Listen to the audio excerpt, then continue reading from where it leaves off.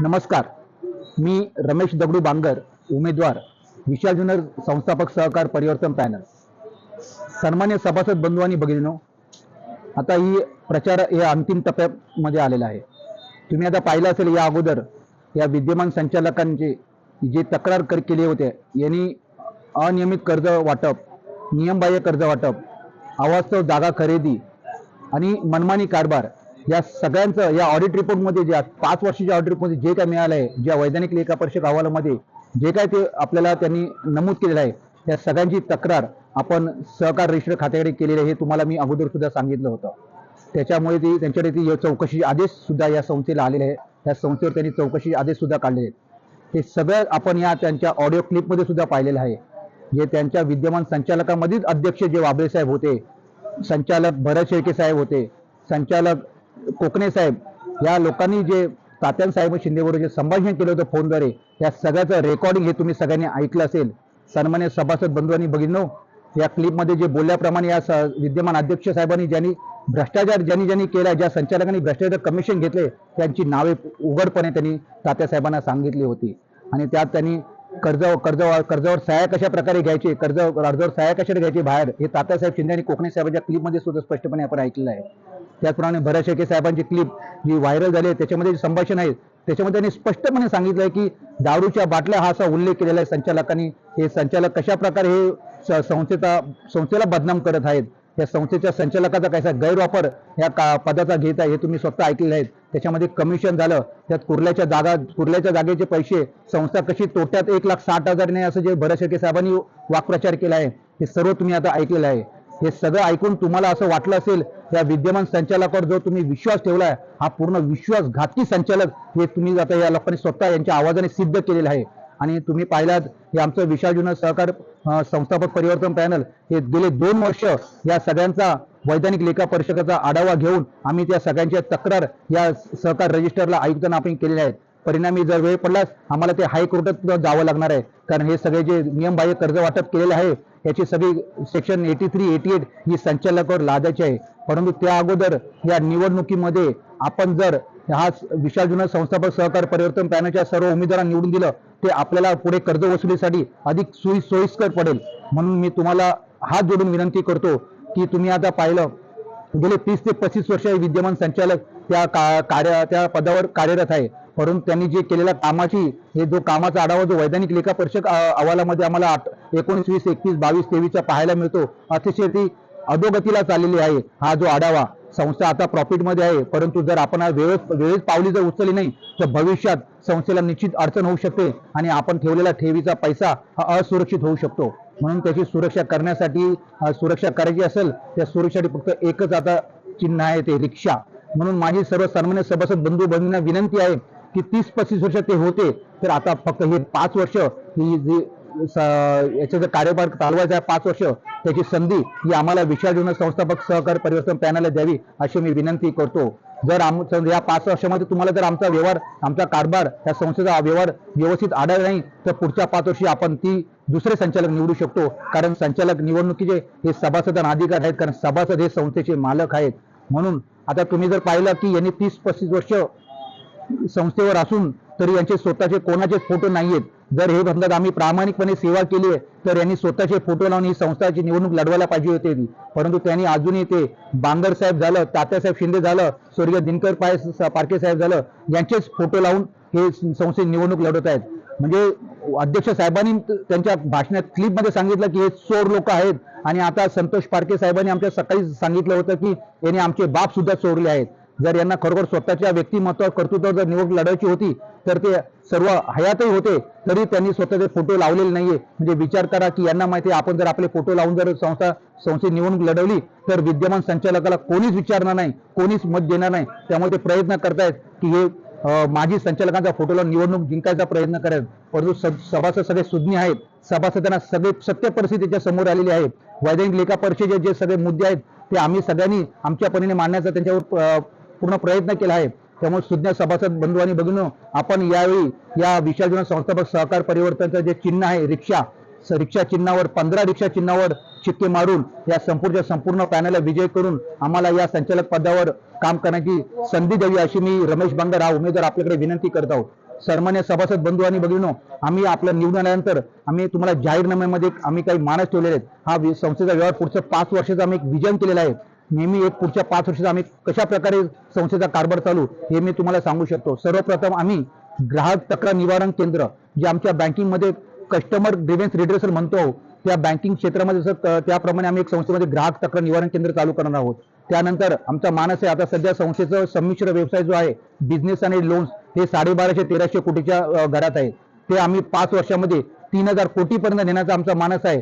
परंतु त्याबरोबर जो आता एनपीए वाढलेला आहे 27%, 26.75%, हा आम्ही 10% आणण्याचा पुरेपूर प्रयत्न करणार आहोत. त्यासाठी वसुली करायला लागली चालेल, 101 केसेस करायला लागले तर 91 केसेसमध्ये आम्हाला वसूल करायला, जप्ती करायला लागली तरी चालेल ज्या सभासद कर्ज भरत नसतील तर, परंतु तो आम्ही 10%च्या आतमध्ये आम्ही आणण्याचा पुरेपूर प्रयत्न करणार आहोत.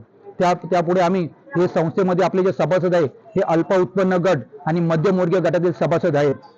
तुम्ही जर पाहिलं तर या आपल्या गटातील मुलांना शैक्षणिक कर्ज अजून या ठिकाणी उपलब्ध करून दिलेलं नाही.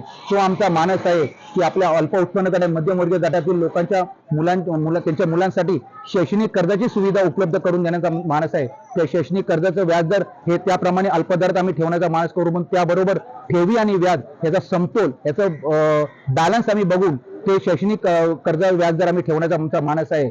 यापुढे आणि आपले सगळे सभासद जास्तीत जास्त शेतकरी बांधव आहेत, शेतकरी घरातील आहेत, आपल्या गावातील आहेत. जुन्नर तालुका झालं, आंबेगाव तालुका, पूर्ण पुणे जिल्हा झालं, याच्यातली शेतकरी बांधव आपले सभासद आहेत. त्यासाठी आम्ही शेतीपूरक व्यवसाय ही कर्ज प्रणाली आम्ही सुरू करण्याचा मानस आहे. आणि त्या शेतीपूरक व्यवसायासाठी ते जे पीक येतं, जे कर्ज भरायची, त्याच्यामध्ये आम्ही मॉनिटरिंग पिरियड हा ठेवण्याचा आमचा मानस आहे. परंतु त्या अगोदर आम्ही सहकार आयुक्त, जिल्हा उपनिबंधक झालं, निबंधकांशी आम्ही चर्चा करणार आहोत आणि तो व्याजदर आम्ही कसा ठेवू शकतो, मॉनिटरिंग पिरियड कसा आम्ही त्यांना देऊ शकतो, कारण सरकार सुद्धा शेतकऱ्यांना एक सुविधा उपलब्ध करून देत आहे. तर आपलं विशाल जुन्नर हे संस्थापक सहकार परिवर्तन पॅनल आपल्याला एक बांधिलकी देत आहे की आम्ही सुद्धा या शेतीपूरक व्यवसायासाठी मॉनिटरिंग मध्ये, म्हणजे जर शेती त्यांनी पीक लावलं तर ते तीन महिन्यांनी त्याचं उत्पन्न होतं, ती 3 महिन्यात आम्ही काही पिकाला मॉनिटरिंग देणार आहोत, काही महिन्यात 6 महिन्यात देणार आहोत. परंतु त्या अगोदर आम्ही सहकार आयुक्त यांच्याशी चर्चा करणार आहोत, कारण ते नियम आपल्याला कसे ठेवता येतील याचा सगळा आम्ही पुरेपूर आमचा विचार करून आम्ही तो एक आमचा मानस आहे. पुन्हा सभासद बंधू आणि भगिनींनो, एक सुलभ आणि तत्पर कर्ज प्रणाली मंजूर योजना ही आम्ही सगळ्यात राबवणार आहोत. सुलभ आणि तत्पर कर्ज प्रणाली योजना आधुनिक तंत्रज्ञान वापरून, मोबिलिटी बँकमध्ये अजून आधुनिक ऍडिशनल तंत्रज्ञान वापरून तो आमचा करण्याचा मानस आहे. कारण आमच्या पॅनलमध्ये सगळे उच्च शिक्षित, कोण बँकर आहेत, कोण इलेक्ट्रिक इंजिनियर आहेत, कोण कॉम्प्युटर टेक्निकल इंजिनियर आहेत, अशी बरीच मंडळी आहेत. त्यामुळे एक आम्ही आधुनिक तंत्रज्ञान वापरून सुलभ आणि तत्पर कर्ज प्रणाली योजना आम्ही करण्याचा आमचा मानस आहे. यापुढे मी तुम्हाला असं सांगेन की महिलांसाठी एक सबबीकरण, जी महिला त्यांच्यासाठी ठेव आणि व्याजदर कमी व्याजदरात त्यांना कर्ज देता येतील, की त्यांना उद्योगधंद्यासाठी आम्ही प्रवृत्त करणार आहोत. आम्ही त्यांना कमी व्याजदरात आणि कर्ज आम्ही उपलब्ध करून देण्यात आहोत. आता बऱ्याच ठिकाणी आपण बचत गट वगैरे पाहत आहोत, तर त्यांच्यासाठी आम्ही महिलांसाठी कमी व्याजदरात कसं उत्पन्न कर्ज देता येईल. परंतु याबद्दल मी सांगतो की हा सगळा संस्थेचा ठेवी आणि व्याजाचा समतोल आम्ही राखून या सगळ्या सुविधा आम्ही देण्याचा मानस करणार आहोत. आपण पाहिलं असेल, कर्मचाऱ्यांना आपण प्रशिक्षण देत असतो, परंतु दैनंदिन ठेव प्रतिनिधीसाठी आम्ही सुविधा चालू करणार आहोत. कारण दैनंदिन ठेव प्रतिनिधी हे संस्थेसाठी खूप महत्वाचे धागेदोरे आहेत. जसे आपले कर्मचारी आहेत तसे सब कर्मचारी म्हणून आपण जे संबोधतो दैनंदिन प्रतिनिधी, आम्ही दैनंदिन ठेव प्रतिनिधीसाठी पुढील आम्ही त्याच्यासाठी आमचा एक मानस आहे 5 वर्षात. सर्वप्रथम त्यांची कमिशन स्लॅब याचा अभ्यास करणार आहोत, की त्यांच्या कमिशन स्लॅबनुसार, त्यांच्या दैनंदिन ठेव स्लॅबनुसार त्यांना कमिशन आम्ही कशा प्रकारे देता येतील. कारण दैनंदिन ठेव प्रतिनिधी म्हणजे हा दररोजचा खेळते भाग भांडवल येत असतं. मार्केटमधला पैसा दररोज संस्थेला वापरायला मिळतो आणि त्या दैनंदिन ठेव प्रतिनिधीमुळे संस्थेला पैशाचा पूर्णपणे चांगला वापर करता येतो, तो रुलिंग मध्ये आणता येतो. म्हणून त्या दैनंदिन प्रतिनिधीला आम्ही कमिशन चांगल्या प्रकारे, जो आपल्याला नफा आणि नफ्यामध्ये कशा प्रकारे बसता येईल तसं आम्ही त्यांना पहिलं देणार आहोत.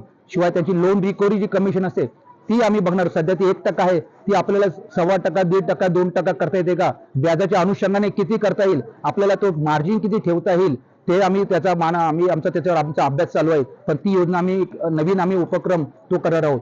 शिवाय दैनंदिन ठेव प्रतिनिधीसाठी अल्प व्याजदरात घर कर्जाची सुविधा आम्ही उपलब्ध करून देणार आहोत. जर समजा कर्मचाऱ्यांना समजा 6.5-7% दिला असेल आणि सभासदांना आपण 12, 13, 14% घरकरण कर्ज देतो, तर दैनंदिन प्रतिनिधी त्या दोघांचा मध्यस्थ साधून हे 8 ते 9% असं कमी अल्प व्याजदरात कर्ज देता येईल का, याचा आमचा अभ्यास सुरू आहे आणि ते आम्ही सुरू करणार आहोत.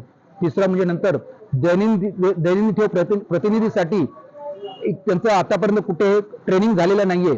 ही ट्रेनिंग प्रशिक्षण आम्ही त्यांना द्यायचं आमचा मानस आहे. कारण दैनंदिन प्रति हा एक आमच्यासाठी एक नोकरीच करतो आपल्या संस्थेमध्ये एक प्रकारची. म्हणून या दैनंदिन प्रतीने आम्ही चांगलं फोकस करणार आहोत. कारण तेही संस्थेत खूप सकाळी जीव तोडून डेली कलेक्शन करतात सकाळी उठून. त्यामुळे त्यांना आम्ही चांगल्या सुविधा उपलब्ध करून देणार आहोत. म्हणून सन्मान्य सभासद बंधू आणि भगिनींनो, मी तुम्हाला एकच विनंती करतो की हा सगळा जाहीरनामा आम्ही तुम्हाला दिलेला हा नक्की आम्ही 5 वर्षामध्ये तुम्हाला परिपूर्ण करून दाखवू.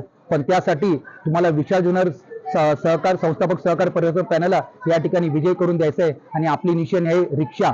संपूर्ण पॅनलला 15च्या 15 उमेदवारांना रिक्षा समोरील चिन्हावर शिक्का मारून त्यांना विजय करायचा आहे. हे पहा, मतदान दिनांक रविवारी 5 नोव्हेंबर 2023 रोजी आहे.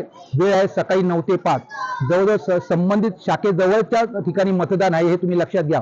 जाताना तुमचं आयडेंटिटी कार्ड, जे तुमचं आधार कार्ड असेल किंवा गव्हर्नमेंट कार्ड असेल ते घेऊन जावं. संस्थेचं आयडेंटिटी कार्ड चालणार नाही. तेव्हा तुम्ही जाताना आधार कार्ड, वोटर आयडी किंवा पॅन कार्ड किंवा परमनंट ड्रायव्हिंग लायसन हे तुम्ही घेऊन जा. प्रत्येकाला तुम्हाला 4 ते 5 बॅलेट पेपर दिले जातील. प्रत्येक पेजवरती तुम्हाला एक व्हाईट कलरचा प्रत्येक सगळ्या उमेदवारांची नावं असतील. म्हणून तुम्ही फक्त चिन्ह बघा. 5च्या 5 फॉर्मवर जिथे तुम्हाला रिक्षा चिन्ह आढळेल, जिथे जिथे रिक्षा चिन्हावर फक्त चिक्का मारायचा आहे. तुम्हाला मोजायचं सुद्धा नाहीये. ते बरोबर तिथे 15 रिक्षाची चिन्ह आहेत. त्या 5 बॅलेट फॉर्मवरती ही 15 रिक्षाची चिन्हे आहेत. त्या 15 रिक्षावर चिक्का मारून तुम्ही सहकार संस्थापक परिवर्तन पॅनलला हा बहुमताने विजय करा अशी मी विनंती करतो. हे पहा, आता परिवर्तन झाले पाहिजे ही अट आहे. परिवर्तन हे झालं पाहिजे ही अट आहे. कारण परिवर्तन झाल्याशिवाय हा विकास होणार नाही हे आपल्याला सुद्धा माहीत आहे. त्यांनी 30-35 वर्ष